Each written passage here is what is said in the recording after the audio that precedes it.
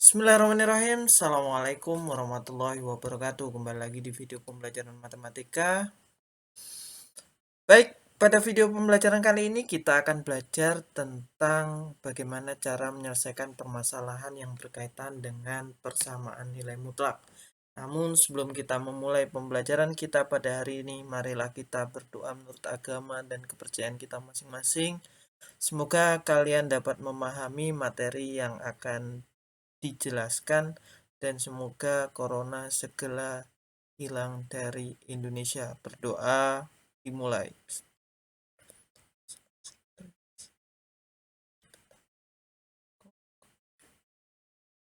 Berdoa selesai. Baik, di video pembelajaran kali ini kita akan belajar apa sih pentingnya kita belajar tentang persamaan nilai mutlak. Jadi ini adalah materi terakhir untuk persamaan nilai mutlak. Nanti di materi selanjutnya kita akan belajar tentang pertidaksamaan nilai mutlak. Baik, kita mulai saja pembelajarannya. Jadi pada dasarnya dalam ilmu matematika terdapat suatu fungsi. Nah, yang memetakan suatu bilangan ke bilangan yang tak negatif. Itulah yang disebut dengan nilai mutlak.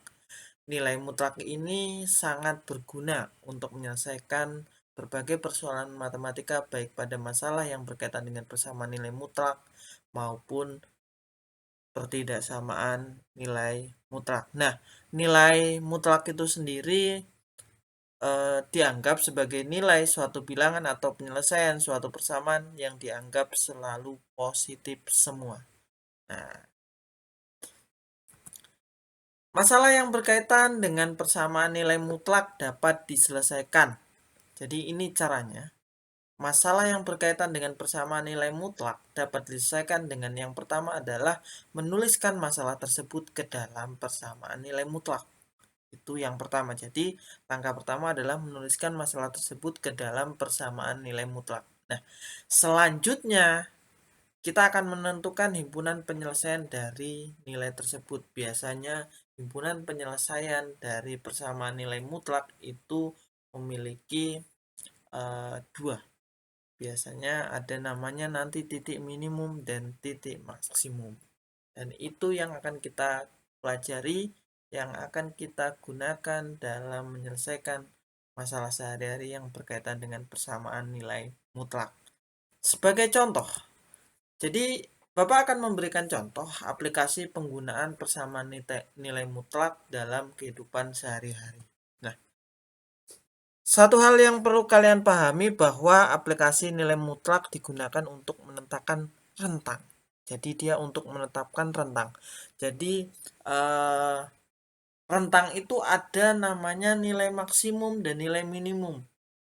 Rentang itu dapat dikatakan adalah toleransinya. Nah, dari nilai tertentu agar penyataan yang berkaitan dengan nilai tersebut menjadi logis dan benar. Oke ya, menjadi logis dan benar. Sebagai contoh adalah dalam industri motor. Jadi dalam industri motor ini, nah dalam pembuatan kendaraan untuk menetapkan penggunaan bahan bakar. Nah, setiap pabrik motor, entah itu Yamaha, Honda, Kawasaki, dia saling tentang teknologi bagaimana supaya bahan bakar itu irit. Dalam 1 liter misalkan dia dapat menempuh jarak, misalkan untuk 1 liter motor dia dapat menempuh jarak 12 km. Maka sebenarnya itu bukan berarti tepat 12 km untuk 1 liternya ya. Jadi ada yang dinamakan indeks kisaran. Bisa itu kurang 1 liter itu bahan bakar, entah itu premium atau pertalite, pertamax. Tidak, biasanya misalkan 1 liter itu 12 km. Tidak selalu semua motor itu pas 12 km. Bisa kurang dari 12 km untuk 1 liternya, atau bisa juga lebih dari 12 km. Entah itu lebihnya 100 meter atau 200 meter atau kurangnya 100 meter. Nah, inilah yang dinamakan dengan indeks kisaran. Atau yang Bapak bilang tadi, ada yang dinamakan dengan rentangnya. Inilah yang dinamakan dengan rentang. Jadi rentang ini agar berkaitan logis dan bernilai benar. Begitupun misalkan dengan contoh obat dalam penjualan di apotek.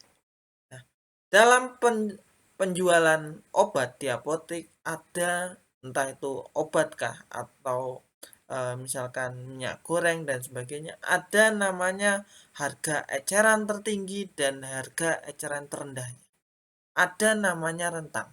Sebagai contoh, ini adalah azitromisin dihidrat. Ini adalah salah satu obat untuk meredakan gejala COVID.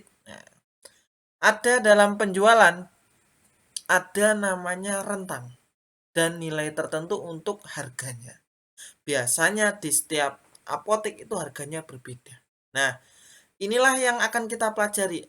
Kita akan menetapkan suatu rentang dari nilai tertentu agar pernyataan yang berkaitan dengan nilai tersebut menjadi logis dan benar. Contoh terakhir atau selanjutnya yaitu adalah misalkan dalam pembuatan baut, skrup, dan sebagainya. Biasanya ada namanya rentang untuk kurang lebihnya. Berapa tingkat kesalahan dari panjang skrup yang ditolerin atau yang ditoleransikan. Entah itu setengah senti atau 0,1 mili dan sebagainya. Ada namanya rentang. Sekali lagi, aplikasi penggunaan persamaan nilai mutlak selalu berkaitan tentang rentang dari suatu nilai. Nah, ini adalah contoh-contoh yang Bapak berikan dalam aplikasi penggunaan persamaan nilai mutlak. Nah, selanjutnya Bapak akan memberikan satu contoh soal. Jadi, satu contoh soal ini semoga membantu kalian memahami materi pada hari ini tentang aplikasi nilai mutlak. Nah, sebuah pabrik memproduksi paku baja dengan panjang 4 cm. Toleransi kesalahan pengukuran yang diterima adalah 0,5 cm.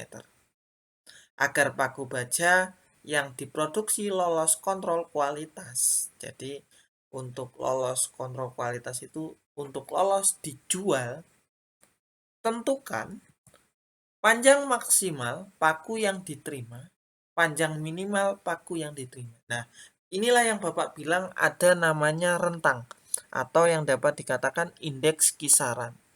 Panjangnya berapa? Kesalahan pengukuran adalah 0,5 cm. Berarti secara logika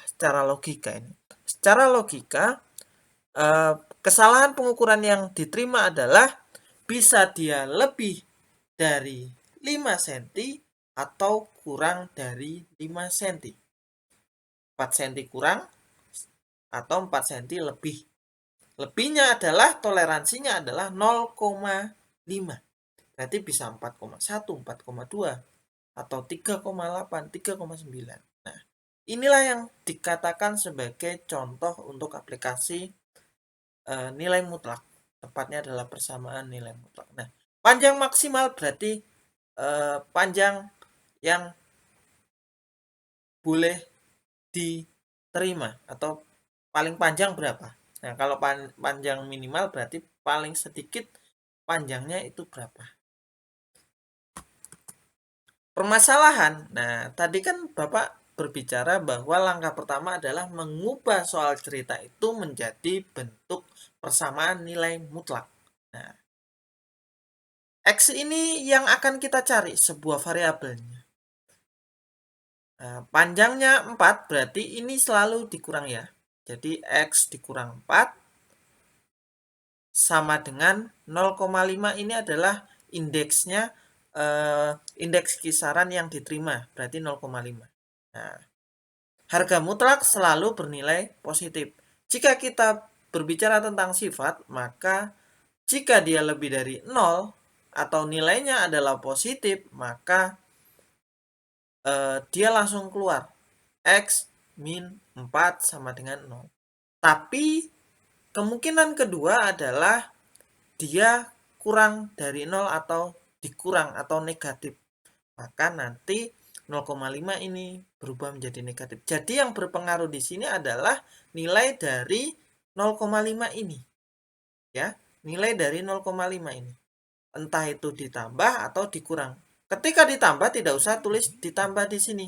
Ini adalah berarti dia untuk mencari maksimum nanti. Nah, untuk mencari minimum ini berarti menjadi negatif. Dan ini adalah bentuk persamaan nilai mutlaknya secara umum. Nah, kita akan mencari panjang maksimal paku yang diterima. Berarti X kurang 4 sama dengan 0,5. Ketika berpindah ruas, si 4 ini awalnya negatif, berpindah ruas jadi positif. Nah, atau dalam bentuk lain atau penjelasan lain, ketika kalian melihat di YouTube, maka ini kita nolkan.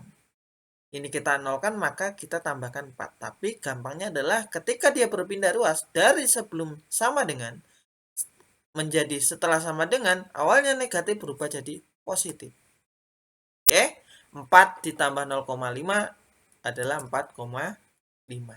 Maka panjang maksimal paku yang diterima adalah 4,5 cm. Oke, selanjutnya adalah panjang minimal atau panjang yang terpendek dari paku yang diterima itu. Maka ketika minimal ada soal di situ minimal, maka ininya adalah negatif. Ya, berarti kurang dari 4 cm. Nah, negatif 0,5 tambah 4. Nah, atau 4 dikurang dengan 0,5, 3,5. Jadi, panjang minimal paku yang diterima adalah 3,5 cm dan panjang maksimal atau yang terpanjangnya adalah 4,5 cm. Ada dalam konsep aplikasi persamaan nilai mutlak ada namanya rentang. Rentang yang diterima berarti adalah dari 3,5 cm sampai 4,5 cm. Ketika ditanya panjang minimal dari paku tersebut adalah 3,5. Panjang maksimalnya adalah 4,5. Nah, ketika ditanya berapa rentangnya yang diterima berarti dari 3,5 sampai 4,5.